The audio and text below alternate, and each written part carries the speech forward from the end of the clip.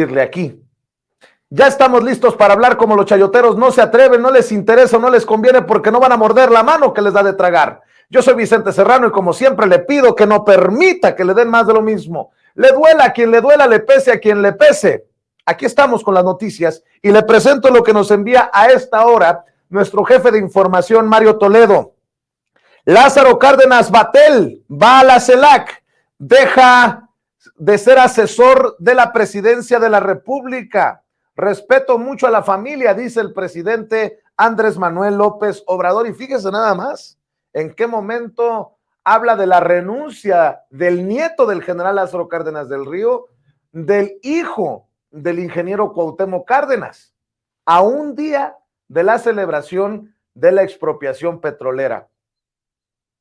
En política, el tiempo es política y en política no hay coincidencias. El presidente Andrés Manuel López Obrador dijo en la mañanera que su coordinador de asesores en la presidencia de México, Lázaro Cárdenas Batel, sale de su gobierno un día antes de la conmemoración de la expropiación petrolera que llevó a cabo su abuelo, el expresidente Lázaro Cárdenas del Río. Aseguró que Lázaro va a trabajar en la CELAC, en la Comunidad de Estados Latinoamericanos y Caribeños. Reiteró su respeto y admiración por su padre, Cuauhtémoc Cárdenas, con quien hace unas semanas tuvo choque de declaraciones, que después se aclaró, por cierto, así como con su abuelo, a quien considera uno de los mejores presidentes que ha tenido el país, así lo dijo el presidente Andrés Manuel López Obrador.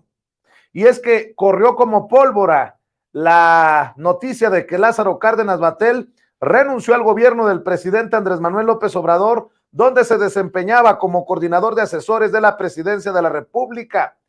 Dicen los que saben, ya ve que hay muchos de estos de mis fuentes me informan, que todo fue a causa de las críticas lanzadas por el primer mandatario a su padre, Cuauhtémoc Cárdenas, el 31 de enero, cuando el presidente Andrés Manuel López Obrador dijo que el líder de la izquierda mexicana, líder moral, era su adversario político por colaborar con opositores a su gobierno, según han confirmado el diario español El País, dos fuentes cercanas a la familia. Le digo lo de las fuentes. El periódico El País dice que dos fuentes cercanas a la familia les han confirmado esta versión. Bueno. Por cierto, hay que decir que el ingeniero Cuauhtémoc Cárdenas se reúne continuamente con personajes extraños. Hace unos días publicó uno de estos panistas cercanos al cártel inmobiliario o atascados en el cártel inmobiliario, una fotografía con el ingeniero. Ingeniero, acuérdese lo que dice un conocido refrán, dime con quién te juntas. Cuauhtémoc Cárdenas dice que nunca se ha considerado adversario político de Andrés Manuel López Obrador. El fundador del PRD habló sobre la relación que tiene con el presidente Andrés Manuel López Obrador y descartó ser su adversario político, pese a que éste lo criticó en semanas pasadas.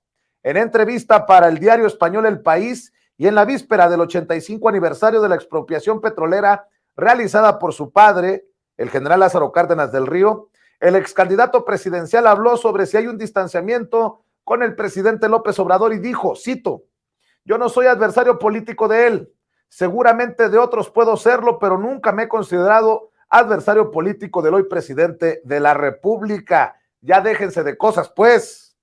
El Instituto Nacional Electoral informó la compensación que recibirán de finiquito Lorenzo Córdoba Vianello y Ciro Murayama el próximo 3 de abril cuando terminen su encargo como consejeros del organismo. El consejero presidente Lorenzo Córdoba recibirá 1,934,380 pesos de finiquito por su labor en el organismo, mientras que Ciro Murayama se llevará 1,663,388 pesos. Para el cálculo del finiquito del consejero Ciro Murayama, el INE explicó que es el resultado de aplicar la fórmula para el periodo que comprende del 4 de abril de 2014 al 3 de abril de 2023, cuyo monto neto de la compensación por terminación de la relación laboral asciende a 1,663,388 pesos. En el caso del consejero presidente aplica el mismo cálculo para los 9 años en su encargo, pero además debe tomarse en cuenta que fue designado consejero electoral del Instituto Federal Electoral el 15 de diciembre de 2011 sin que al término de ese encargo percibiera algún monto de compensación por conclusión de este. Por eso sube a casi 2 millones. Ya estaremos platicando a detalle de esta situación. Pero hay que también decir que la representación de Morena ante el INE señaló que el consejero presidente Lorenzo Córdoba en realidad se llevará 9 millones de pesos tras dejar el cargo y no los casi 2 millones como lo informó el órgano electoral. A través de este video que está circulando en redes sociales, los diputados Mario Yergo y Hamlet García Almaguer, el querido Hamlet Almaguer y Mario Yergo, exhibieron un documento en el que se detallan los conceptos que recibirá el consejero presidente del INE, Ciro Murayama, al finalizar su periodo en el INE. El presidente Andrés Manuel López Obrador calificó de inmoral la liquidación que recibirá Lorenzo Córdoba cuando deje su cargo como consejero presidente del INE el próximo 3 de abril. Apuntó que con triquiñuelas el Poder Judicial y los órganos autónomos evitaron bajar sus salarios. En ese sentido, refirió que si bien se puede considerar legal, la compensación económica que recibirá es inmoral. Pablo Gómez, titular de la Unidad de Inteligencia Financiera de la Secretaría de Hacienda y Crédito Público, aseguró que las liquidaciones de Lorenzo Córdoba, Ciro Murayama, José Roberto Ruiz Aldaña y Adriana Margarita Favela Herrera, consejeros del INE, no están asignadas por ley, decreto o contrato. Y cito, todo pago ilegal es un delito, dijo Pablo Gómez, uno de los artífices de la reforma constitucional en materia electoral que no fue aprobada en el Congreso a fines del año pasado y por lo cual el primer mandatario, Andrés Manuel López Obrador, optó por el plan B. O sea, si alguien sabe de estos temas, también es Pablo Gómez. El INE aprueba aplicar plan B hasta octubre. Morena acusa desobediencia. El Consejo General del INE aprobó el orden metodológico y calendario para definir la reestructura que sufrirá el Instituto Nacional Electoral tras la reforma electoral, el cual incluye que el plan B se aplicará hasta octubre y no en agosto, como indica la ley, lo que Morena calificó como un reto y desobediencia a los poderes y a la ciudadanía.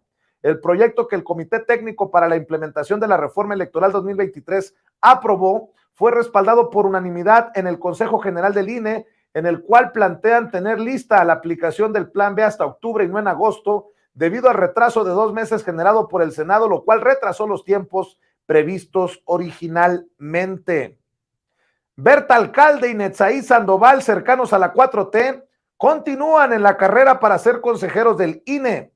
Berta Alcalde Luján, hermana de la secretaria del Trabajo, si recuerdo bien, Luisa María Alcalde, y Netzaí Sandoval, hermano de quien fuera secretaria de la Función Pública, Irma Sandoval, son dos de los perfiles cercanos a Morena y al gobierno de la 4T que siguen en la carrera para ser consejeros del Instituto Nacional Electoral.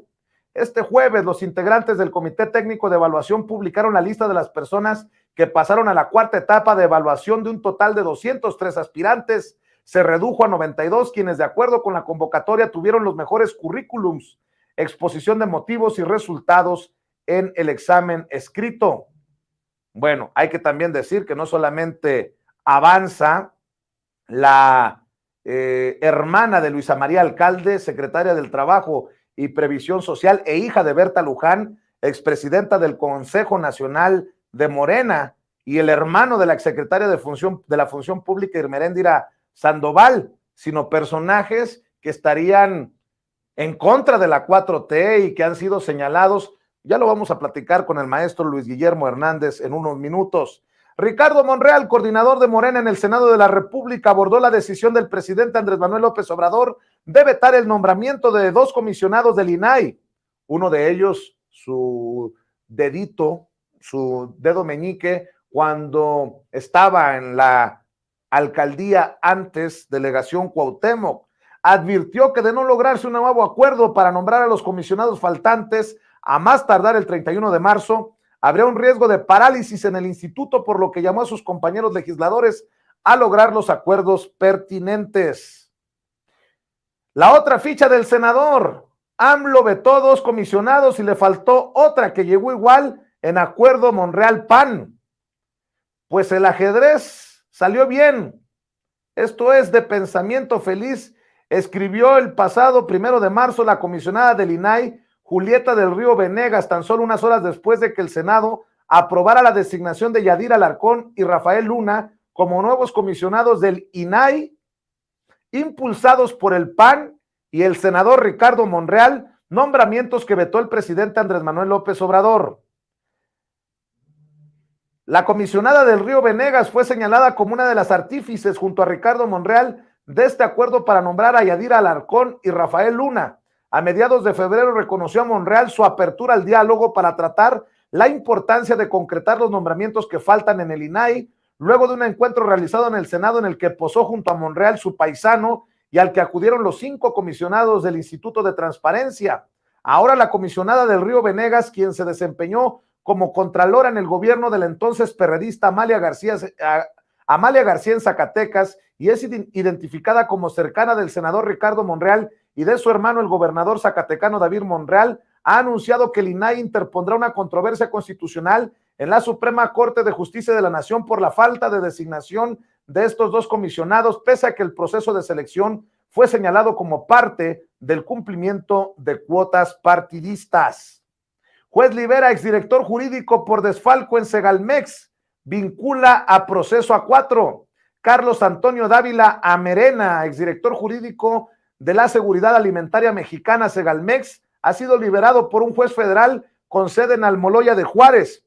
El juez de control de justicia penal federal en Almoloya de Juárez, Estado de México, Gregorio Salazar Hernández, consideró que luego de menos de una semana desde la detención de Dávila Amerena, no existen pruebas suficientes en su contra por el presunto desfalco de más de 142 millones de pesos de la dependencia a través de la compra irregular de azúcar. Un juez federal vinculó a proceso al expriista, ex es un decir, al exgobernador priista de Quintana Roo, Roberto Borge Angulo, por delincuencia organizada. Esta acusación se suma a los 3 señalamientos en contra del exgobernador de Quintana Roo. El delito que se sigue dentro de la causa penal 541/2019 es de delincuencia organizada con la finalidad de cometer delitos relacionados con operaciones de recursos de procedencia ilícita, según la información entregada en su momento por México al gobierno de Panamá. Ciro Gómez Leiva, en el caso de Ciro Gómez Leiva, detienen a otra persona relacionada con ataque. Una mujer presuntamente relacionada con el ataque al periodista Ciro Gómez Leiva fue detenida este jueves, informó la jefa de gobierno de la Ciudad de México, la morenista Claudia Sheinbaum. Informó que Leslie N. fue detenida en un operativo en conjunto por la Secretaría de Seguridad Ciudadana y la Fiscalía General de Justicia, ambas de la Ciudad de México. A Leslie N. también se le relaciona con casos de extorsión. Caso Odebrecht.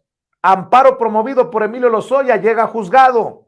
El amparo que promovió Emilio Lozoya Austin, el exdirector de Pemex en tiempos de Peña Nieto, con el cual busca que no se le reconozca personalidad jurídica de víctimas o ofendidos a Petróleos Mexicanos y a la Unidad de Inteligencia Financiera en el caso de corrupción Odebrecht, ingresó a un juzgado federal. Sin embargo, Augusto Octavio Mejía Ojeda, juez tercero de distrito de amparo en materia penal, no lo admitió a trámite porque señaló que dicho juicio se encuentra relacionado con otro que está en el juzgado primero de distrito en la misma materia, el cual ha tenido en sus manos otros juicios relacionados con el asunto Odebrecht. Y bueno, pues son de las noticias que estamos siguiendo para ustedes, sin pelos en la lengua, sin censura. Fíjense, grábenme